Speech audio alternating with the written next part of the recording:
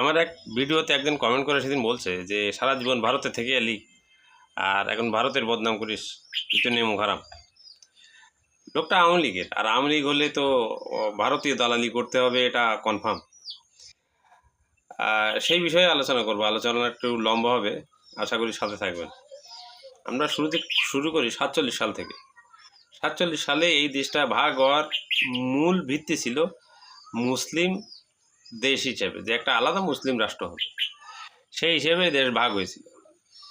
তো হিন্দুদের প্রধান শত্রুই তো মুসলিম, তারা যেভাবে স্ট্রাইক করে, বিশেষ করে বিজেপি বা কংগ্রেসের অনেকেই।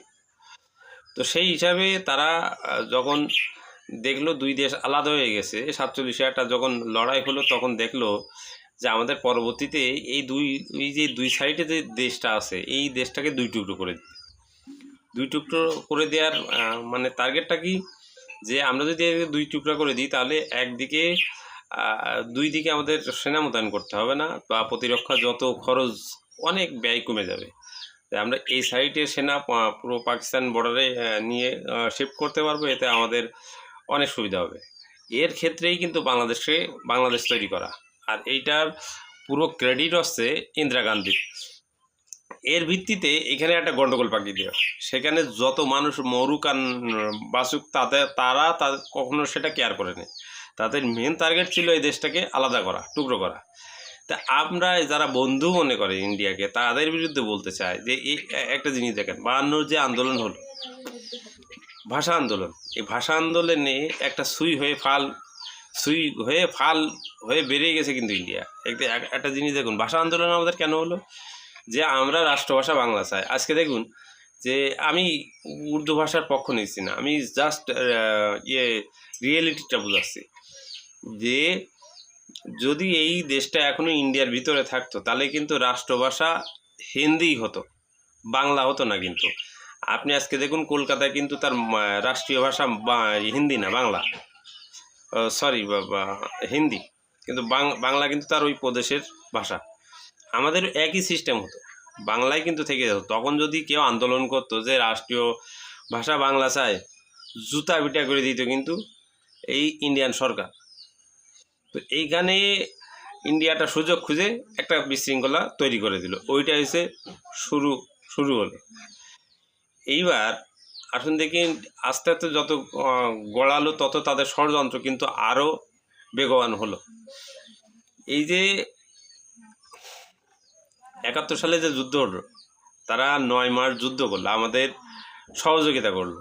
আগে তো বলেছি কি স্বার্থে তারা সহযোগিতা করলো, সেটা তো ক্লিয়ার করলাম।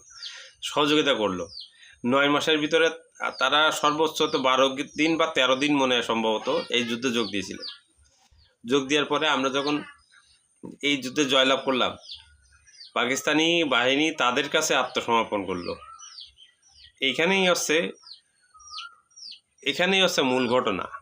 যুদ্ধ করলাম আমরা, তোমরা সহযোগিতা করলে, আমরা পাকিস্তানের সাথে যুদ্ধ করলাম, পাকিস্তান তো আমাদের কাছে আত্মসমর্পণ করবে, এটাই তো স্বাভাবিক। কিন্তু ইন্ডিয়ার কাছে কেন করবে? আজকে এই 75 বছর ইন্ডিয়ার বয়স, সেই এখনও 71-এ যেই 16ই ডিসেম্বর তারা এখনও বিজয় দিবস উদযাপন করে, যে ইন্ডিয়া পাকিস্তানের যুদ্ধ হিসাবে আমাদের যে যুদ্ধটা সেইটা তারা এখনও পালন করে। কেন ভাই? একটা জিনিস দেখুন, 9 মাস তারা আমাদের 9 মাস যুদ্ধের পরে তারা আপনাদেরকে কিছুদিন সহযোগিতা করে তারা পুরো ক্রেডিটটা নিয়ে নিছে। গেল যুদ্ধের পরে যত অস্ত্র ছিল, কামান ছিল, ফাইটার জেট ছিল, বিমান ছিল, সবই তারা ইন্ডিয়ায় নিয়ে গেছে। ব্যাংক লুট করে নিয়ে গেছে, কল কারখানা লুট করে নিয়ে গেছে, এমন অহরহ বাংলাদেশের পঙ্গু করে দিয়ে গেছে তারা যাওয়ার সময়। দ্বিতীয়ত, যে 90,000 সৈন্য আত্মসমর্পণ করেছিল, সেই সৈন্য তারা নিয়ে গেছিল ইন্ডিয়াতে নিয়ে তারা পাকিস্তানের সাথে একটা ডিল করে, যে সম্ভবত সিমলা চুক্তি যেটা বলে, সম্ভবত সেই চুক্তিতে তাদের কাছ থেকে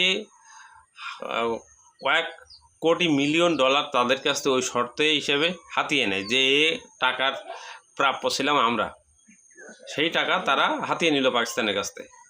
আপনি দেখুন দাদাবাবুদের বন্ধুত্ব আমাদের কাছে কি, একটু দেখ। পরবর্তীতে যখন শেখ মুজিবুর রহমান আসলো, শেখ মুজিবুর রহমান যখন আসলো, এখানে তাদের আর্মি ছিল। আর্মি যখনই উইথড্র করতে বলল শেখ মুজিবুর রহমান, তখনই কিন্তু শেখ মুজিবুর রহমান তাদের শত্রু হয়ে গেল। এবার দুই দিকে সমন্বয় করে একটা ছিল রক্ষী বাহিনী আর একটা ছিল মিলিটারি। এদের ভিতরে একটা ফাইটিং অবস্থার একটা পরিণত হিসাবে শেখ মুজিবুর রহমান কিন্তু সপরিবারে হত্যা হয়। এটা গেল। পরবর্তীতে আসলো এরপরে জিয়াউর রহমান এসেই কিন্তু ভারত বিরোধিতা শুরু করে। ভারতের আধিপত্য এখান থেকে, ঠিক যেমন ডক্টর ইউনূস ভারতীয় আধিপত্য দেশে চলতে দেয়নি, ঠিক একই রকমভাবে প্রথম এই কাজ করেছিল জিয়াউর রহমান। এই যে পানি চুক্তি নিয়ে আমাদের সাথে যে ধোঁকাবাজি করেছে, এটা কিন্তু জাতিসংঘে জিয়াউর রহমান প্রথমেই এটা উত্থাপন করেছিল। তিস্তা বা ব্যারেজটা উত্তরবঙ্গে যে পানির সমস্যাগুলো আছে, তখন তারা দেখলো জিয়াউর রহমান তাদের জন্য বিপজ্জনক। এই জন্য এই আর্মির ভিতরে রয়্যাল এজেন্ট ঢুকে জিয়াউর রহমানকে মেরে দিল। এবার নিয়ে আসলো এরশাদ পুরোপুরি ইন্ডিয়ার পাপেট। গত এই যে নির্বাচনের আগে দেখছেন না, জিএম কাদের বলছে যে ইন্ডিয়া, আমরা ওখানে যে মিটিং হয়েছে ইন্ডিয়া বলতে আমাকে মানা করেছে, এই জন্য এসব বলিনি।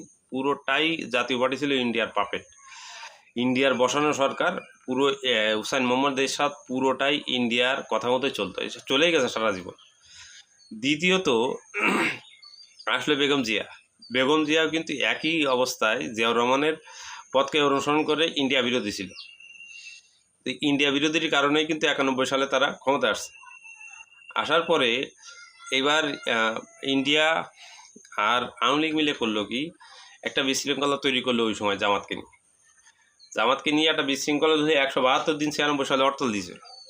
এখনও কিন্তু সেটা মানুষ বলে নেয়। তখন তারা কি বলছে যে আওয়ামী লীগকে যেভাবে ক্ষমতায় আনতে হবে।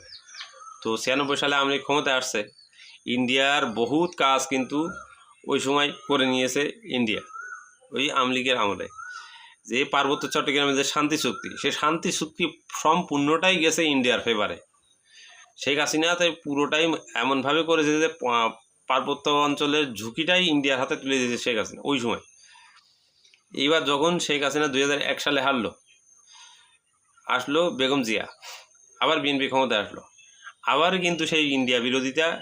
বিএনপির কিন্তু আগাগোড়াই জন্মটাই কিন্তু ইন্ডিয়া বিরোধী। এই জন্যই বাংলাদেশের জনপ্রিয় দলের ভিতরে একটাই বিএনপি, কিন্তু সেই বিএনপি কিন্তু আজকে আমরা দেখি না।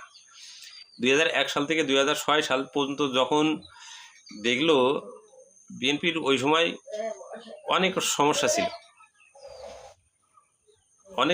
ছিল, কিন্তু ওই সময় যে স্বরাষ্ট্রমন্ত্রী বাবর ছিল, সে কিন্তু পুরোপুরি ইন্ডিয়া বিরোধী এবং ইন্ডিয়ার দাঁত ভাঙা জবাব দেওয়া কয়েকটা কাজ করে গেছে। তারা এটাই চিন্তা করেছে সামনে নির্বাচনে হয়তো বিএনপি আবারও ক্ষমতায় আসতে যাচ্ছে, তখন তারা একটা পায়তারা করে। বিএনপি এই পায়তারার ক্ষেত্রটাই তৈরি করে দেয় যখন ওই যে বিচারপতির বয়স বাড়ানো নিয়ে ওইখানে একটা বিরাট একটা প্রসেস তৈরি করে দেয় বিএনপি। ওই প্রসেসেই ইন্ডিয়া ঢুকে যাওয়ার পরে একটা কু করে, যেটা 111 নামে পরিচিত। তারপরে এই 111-এর পরে ইন্ডিয়া এসে এমনভাবে একটা প্রশাসন সাজায় যেখানে পরবর্তীতে শেখ হাসিনাকে সমঝোতার মাধ্যমে আপনার এই ক্ষমতা নিয়ে আসা যায়। তারা একটা জিনিস করেছে দেখেন, 2008 সালের ওই সময় যে এই যে সীমানা নির্ধারণ, এই সীমানা নির্ধারণে এমন করছে যে জায়গায় আওয়ামী লীগের ভোটার বেশি আর যে জায়গায় আপনার বিএনপির ভোটার বেশি, এই জায়গার দুটো এক করে দিয়েছে।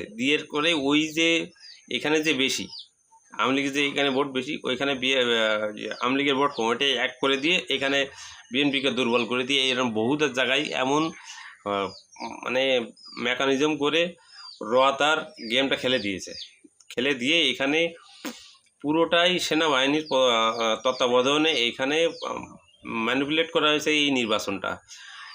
নির্বাচনের মেন টার্গেট ছিল আওয়ামী লীগকে 2/3 মেজরিটি দিয়ে জিতে আনা, তার কারণ যাতে পরবর্তীতে ইন্ডিয়ার ইচ্ছামতো সংবিধান সংশোধন করে তাদের যে আশা আকাঙ্ক্ষা সেটা বাস্তবায়ন করা যায়, ইন্ডিয়ার যেটা দরকার সেটা যেন সাথে সাথে বাস্তবায়ন করা হয়। এবং এরই ধারাবাহিকতায় 2011 সালে তত্ত্বাবধায়ক সরকার বাতিল হয়। তারপরে দেখুন ওই তত্ত্বাবধায়ক সরকার বাতিল হওয়া মানে কি, নির্বাচনটা তাদের আওয়ামী লীগের ভিতরে আওয়ামী লীগের আন্ডারে হবে, যাতে প্রতিবার তারাই যেতে, যেমন বিগত 17 বছরে হয়ে গেছিল। এটাই ছিল ইন্ডিয়ার মাস্টার মাইন্ড। বিগত 17 বছরের হিস্ট্রি আমরা জানি, এই ইন্ডিয়ার এত আধিপত্য, এখানে মানুষ বিরক্ত হয়ে 24-এ যে আন্দোলনটা হয়, সে আন্দোলনে শেখ হাসিনার সরকার পতন হয়। কিন্তু এখন দেখুন, এই আন্দোলনের পরেও কিন্তু এই যে ইউনূস সরকারের আমলে একটা বার এই আন্দোলনকে ইন্ডিয়ার স্বীকৃতি দেয়নি। তার কারণ এই ছাত্ররা ইন্ডিয়ার স্বপ্নকে তছনছ করে দিয়েছে। আজকে দেখুন, যারা এই আপনি ইন্ডিয়ার বিরুদ্ধে যেই কথা বলবে, তাকেই কিন্তু মনে করেন যে দুনিয়া থেকে বিদায় হতে হবে, নাহলে গালাগালির সম্মুখীন হতে হবে, যেমন ওসমান আদি হয়েছে।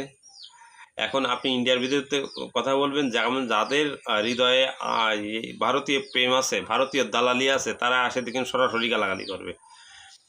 এটাই বাস্তবতা। আর এইগুলো করতে গেলে মনে করেন যে আমি এই যে বিরোধিতা কেন করি, এই যে সিস্টেমটা করে গেল।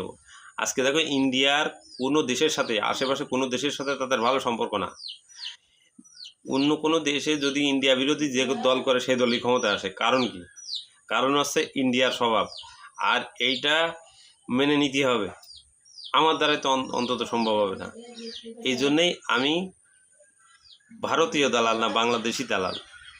আপনার যদি ইন্ডিয়ার বিরুদ্ধে কথা বললে আপনার গায়ে লাগে, তাহলে বুঝতে হবে দেশপ্রেমে আপনার ঘাটতি আছে।